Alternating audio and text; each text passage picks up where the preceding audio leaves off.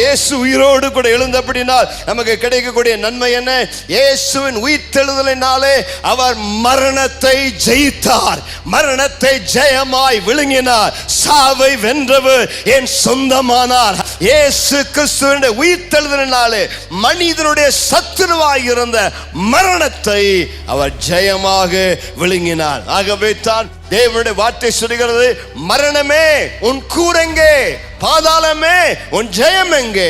இயேசு கிறிஸ்துவின் சிலுவை மரணம் வரைக்கும் மரணத்தை கண்டு எல்லாரும் பயப்பட்டார்கள். மரணம் எப்பொழுது வீட்டை தட்டுமோ, ஐயோ மரித்தால் பயமாயிருக்கிறது, மரணம் எல்லாம் பாதாளத்துக்கு போகும் என்று பயந்தார்கள். ஆனால் இயேசு சிலுவையில் மரித்தபடினாலே மரணத்தின் கூரை, மரணத்தின் கொடுக்கை முறித்தார்.